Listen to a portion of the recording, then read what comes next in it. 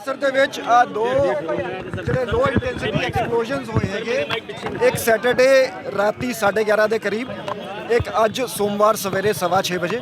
ਤੇ ਇਸ ਦੇ ਵਿੱਚ ਜਿਹੜੀ ਪ੍ਰੀਲਿਮਿਨਰੀ ਇੰਟਰੋਗੇਸ਼ਨ ਜਿਹੜੀ ਇਨਵੈਸਟੀਗੇਸ਼ਨ ਹੋਈ ਹੈ ਉਸ ਦੇ ਵਿੱਚ ਇਹ ਸਾਹਮਣੇ ਆਇਆ ਕਿ ਇਹ ਲੋ ਇੰਟੈਂਸਿਟੀ ਐਕਸਪਲੋਜ਼ਨਸ ਸੀਗੇ ਜਿਹੜੇ ਉੱਪਰ ਜਿਹੜੀ ਹੈਰੀਟੇਜ ਸਟੇਜ ਜਿੱਥੇ ਅਸੀਂ ਖੜੇ ਹੈਰੀਟੇਜ ਸਟਰੀਟ ਦੇ ਵਿੱਚ ਇੱਥੇ ਲੋ ਇੰਟੈਂਸਿਟੀ ਐਕਸਪਲੋਜ਼ਨਸ ਹੋਏ ਹੈਗੇ। ਸੋ ਅਸੀਂ ਇਸ ਦੀ ਸਾਇੰਟੀਫਿਕਲੀ ਇਨਵੈਸਟੀਗੇਸ਼ਨ ਕਰ ਰਹੇ ਹਾਂ। ਸਾਡੀ ਫੋਰੈਂਸਿਕ ਟੀਮ ਇੱਥੇ ਮੌਕੇ ਤੇ ਹੈਗੀ ਤੇ ਕੋਈ ਵੀ ਸਾਨੂੰ ਟ੍ਰਿਗਰਿੰਗ ਮੈਕੈਨਿਜ਼ਮ ਜਾਂ ਡੈਟੋਨੇਟਰ ਨਹੀਂ ਮਿਲਿਆ ਹੈਗਾ ਮੌਕੇ ਤੇ ਜਿਸ ਤੋਂ ਇੰਜ ਜਾਪਦਾ ਹੈਗਾ ਕਿ ਕਿਸੇ ਕੰਟੇਨਰ ਦੇ ਵਿੱਚ ਐਕਸਪਲੋਸਿਵ ਮਟੀਰੀਅਲ ਰੱਖ ਕੇ ਜਿਹੜਾ ਹੈਗਾ ਉਹ ਐਕਸਪਲੋਜ਼ਨ ਕੀਤਾ ਗਿਆ ਹੈ। Absence of triggering mechanism means that it is a crude kind of a device.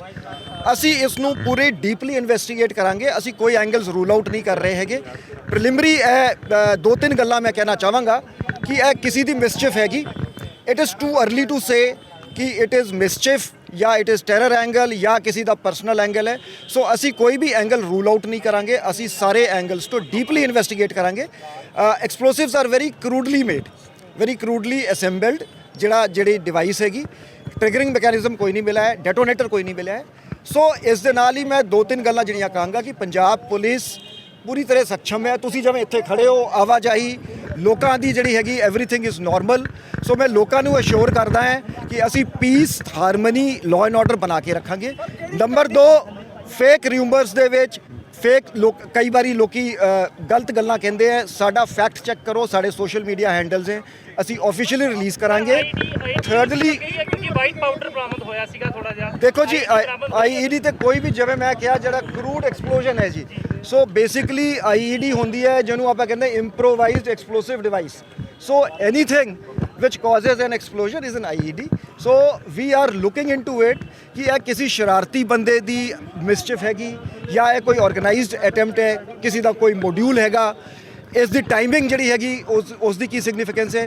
So investigation ਦੇ ਵਿੱਚ ਅਸੀਂ ਟੈਕਨੀਕਲੀ CCTV ਫੁਟੇਜ ਲੈ ਕੇ, ਟੈਕਨੀਕਲ ਮੀਨਸ ਤੋਂ ਜਿਹੜੇ ਵੀ ਸਾਨੂੰ ਇੱਥੇ ਮੌਕੇ ਤੇ ਲੋਕ ਸੀਗੇ ਸਾਰਿਆਂ ਨੂੰ ਇਨਵੈਸਟੀਗੇਸ਼ਨ 'ਚ ਜੁਆਇਨ ਕਰਾ ਕੇ ਅਸੀਂ ਇਸ ਨੂੰ ਥ੍ਰੈਡ ਬੇਅਰ ਕਰਾਂਗੇ ਕਿ ਇਹ ਕਿਵੇਂ ਹੋਈ ਗੱਲ।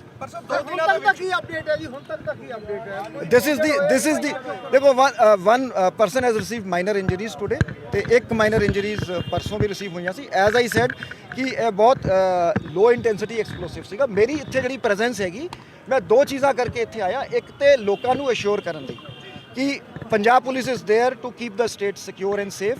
ਦੂਜਾ, ਕਿਸੇ ਵੀ ਪੈਨਿਕ ਦੀ ਲੋੜ ਨਹੀਂ ਹੈਗੀ। ਅਸੀਂ ਇਸ ਨੂੰ ਵਰਕਆਊਟ ਕਰਾਂਗੇ। ਅਸੀਂ ਹੁਣ ਤੱਕ ਹਾਲੇ ਤੱਕ ਜਿਹੜੇ ਵੀ ਕੇਸ ਸਾਡੇ ਰਿਪੋਰਟ ਹੋਏ ਹੈ ਪੰਜਾਬ ਪੁਲਿਸ ਨੇ ਸਕਸੈਸਫੁਲੀ ਵਰਕਆਊਟ ਕੀਤਾ ਹੈ ਤੇ this case will also be worked out. Low explosion ਜਿਵੇਂ ਮੈਂ ਜਿਹੜੀਆਂ ਗੱਲਾਂ ਕਹੀਆਂ ਕਿ ਸਾਨੂੰ ਮੌਕੇ ਤੋਂ ਡੈਟੋਨੇਟਰ ਨਹੀਂ ਮਿਲਿਆ। ਜਦੋਂ ਕੋਈ ਵੀ ਜਿਹੜਾ ਹਾਈ ਐਕਸਪਲੋਸਿਵ ਹੁੰਦਾ ਹੈ ਉਸ ਨੂੰ ਡੈਟੋਨੇਟ ਕਰਨ ਲਈ ਡੈਟੋਨੇਟਰ ਯੂਜ਼ ਕਰਦੇ, ਜਿਹਨੂੰ ਟ੍ਰਿਗਰਿੰਗ ਮੈਕੈਨਿਜ਼ਮ ਕਹਿੰਦੇ ਆ ਜਾਂ ਟ੍ਰਿਗਰਿੰਗ ਡਿਵਾਈਸ ਕਹਿੰਦੇ ਆ। So no triggering device has been recovered from the spot so far. So ਇਸ ਤੋਂ ਇੰਜ ਜਾਪਦਾ ਹੈ, ਹੁਣ ਸਪੈਕੂਲੇਟਿਵ ਹੈ। ਜੇ ਮੈਂ ਇਹ ਕਹਿੰਦਾ ਵੀ ਤੁਸੀਂ you will like to put words into my mouth ਕਿ ਪੋਟੈਸ਼ੀਅਮ ਜਿਹੜਾ ਉਹ ਕਲੋਰੇਟ ਤੇ ਸਲਫਰ ਹੁੰਦਾ ਹੈ, ਸੋ ਮੈਂ ਇਹ ਨਹੀਂ ਕਹਾਂਗਾ because we are not sure. We will go by the scientific. ਹੁਣ it is although regulated ਹੈ ਬਟ ਇਸ ਤਰ੍ਹਾਂ ਦੇ ਸਬਸਟੈਂਸਸ ਬਹੁਤ ਈਜ਼ੀਲੀ ਵੀ ਅਵੇਲੇਬਲ ਹੈ ਮਾਰਕੀਟ ਦੇ ਵਿੱਚ।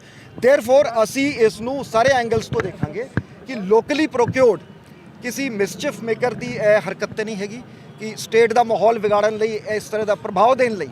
ਸੋ ਅਸੀਂ ਡੀਪਲੀ ਇਨਵੈਸਟੀਗੇਟ ਕਰਾਂਗੇ, ਸਾਰੇ ਐਂਗਲਸ ਦੇਖਾਂਗੇ। ਟੈਕਨੀਕ ਕਿਹੜੀ ਵਰਤੀ ਗਈ ਸੀ ਥੋੜਾ ਜਿਹਾ? ਦੇਖੋ ਜੀ, ਉੱਪਰ ਜਿਵੇਂ ਹੈਰੀਟੇਜ ਜਿਹੜਾ ਪਾਰਕਿੰਗ ਹੈਗੀ ਇਹਦੇ ਉੱਪਰ ਜਿਹੜਾ ਹੈਗਾ ਜਿਹੜਾ ਸਾਰਾਗੜੀ ਸਟਰੀਟ ਜਿੱਥੇ ਅਸੀਂ ਖੜੇ ਹੈਗੇ, ਇੱਥੇ ਉੱਪਰ ਕੰਟੇਨਰ ਦੇ ਵਿੱਚ ਜਿਹੜਾ ਹੈਗਾ ਐਕਸਪਲੋਸਿਵ ਰੱਖ ਕੇ ਇੱਕ ਥ੍ਰੈਡ ਜਿਹੜਾ ਹੈਗਾ ਥੱਲੇ ਲਟਕ ਰਿਹਾ ਸੀਗਾ।